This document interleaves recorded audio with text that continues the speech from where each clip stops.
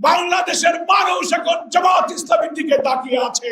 প্রশাসনিক কাঠামোকে কর্তৃত্ববাদী শাসনের হাত থেকে রক্ষা করার জন্য আমরা হাকে ভোট দেব। মানবিক দায়িত্ব যারা পালন করে সেই সরকার ছাড়া হাজার হাজার কোটি টাকার এই মহাপরিকল্পনা বাস্তবায়ন সম্ভব নয়।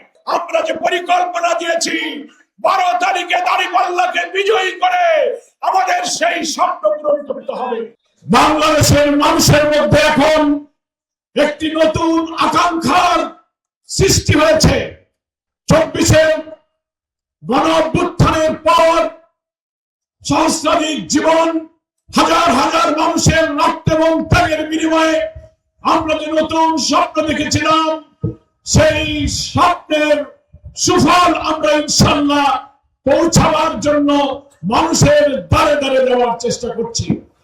প্রিয় দেশবাসী, বাংলাদেশের মানুষ দীর্ঘ রাজনীতির বিশ্লেষণে আমাদের তরুণ ছাত্রদের রক্তের আত্মত্যাগের বিনিময়ে জনগণের মধ্যে যে নতুন আকাঙ্ক্ষা তৈরি হয়েছে, সেই আকাঙ্ক্ষা হলো আমরা এখন পরিবর্তন চাই।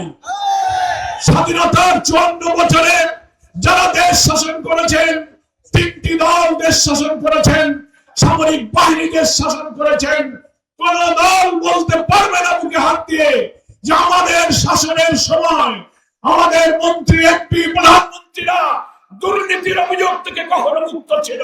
একথা কেউ বলতে পারবে না। প্রত্যেকটি শাসন আমলে দুর্নীতি হয়েছে, দলীয়করণ হয়েছে, বিচার ব্যবস্থার উপরে রাজনৈতিক হস্তক্ষেপ হয়েছে, কল কারখানা, শিল্প, ব্যবসা বাণিজ্য দলীয় স্বার্থে লুটপাট করে বিদেশে অর্থ পাচার করে অর্থনীতিকে তছনছ করে ফেলা হয়েছে। ফলে 54 বছরের পুঞ্জীভূত ক্ষোভ আজকে গণবিস্ফোরণ আকারে আগামী 26 ফেব্রুয়ারি নির্বাচনে একটি নতুন বাংলাদেশের স্বপ্নের পাটাতন তৈরি করেছে। তাই আসুন আমরা পরিষ্কার বলতে চাই, বাংলাদেশ জামাত ইসলামী দেশের মানুষের কাছে অঙ্গীকারবদ্ধ। দেশের মানুষের এবারের মুক্তি যদি আমরা জনমতের ভিত্তিতে আনতে না পারি, নতুন কোন অপশক্তি যদি জাতির ঘাড়ে চেপে বসে, আমাদের সামনের দুর্ভোগের কোন সমাপ্তি হবে না। তাই বাংলাদেশ জামাত ইসলামী সহ 11 দল, যে 11 দলীয় নির্বাচনী ঐক্যের মধ্যে ইসলামী চেতনা, জুলাইয়ের চেতনা, মুক্তিযুদ্ধের চেতনাকে ধারণ করে আমরা একটি মানবিক বাংলাদেশ গড়ার দিকে এগিয়ে যাচ্ছি। বাংলাদেশ জামাত ইসলামী এদেশে দুর্নীতিমুক্ত, নৈতিকতার ভিত্তিতে শিক্ষা ব্যবস্থা, সামাজিক সুবিচার, ব্যবসা বাণিজ্য, শিল্প কারখানা, কৃষি, স্বাস্থ্য, শিক্ষা, একটি সভ্য জাতি নির্মাণে জাতির সামনে আমরা পলিসি সামিট করে আমাদের ভবিষ্যৎ পরিকল্পনা পেশ করেছি। একটি অভাবনীয়, অসাধারণ নতুন বাংলাদেশের আশায় বাংলাদেশের মানুষ এখন জামাত ইসলামীর দিকে তাকিয়ে আছে।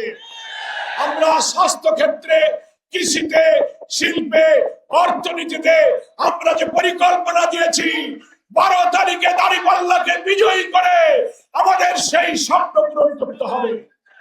একটি অপশক্তি জুলাই সনদ বাস্তবায়ন না করে আবার দুর্নীতি, আবার কর্তৃত্ববাদী শাসন, ভিন্নমতকে দমন পীড়নের জন্য জুলাই সনদের ভিত্তিতে যে গণভোট হচ্ছে, সেই গণভোটের নাতে ভোট দেওয়ার জন্য ভিতরে ভিতরে ক্যাম্পেইন করছে। আমরা গণভোটে সবাই হা বলবো।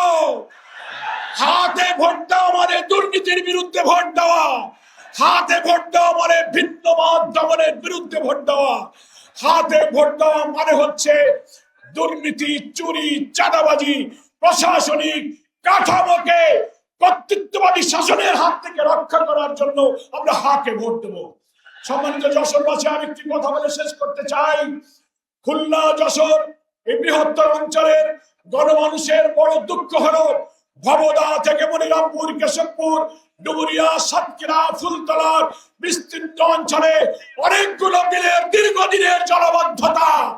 পানির জন্য মনিরামপুর, কেশবপুর, যশোর এলাকার লোকেরা কৃষি, মৎস্য, সবজি, জীবন জীবিকার ঠিকানা তাদের তছনছ হয়ে যাচ্ছে।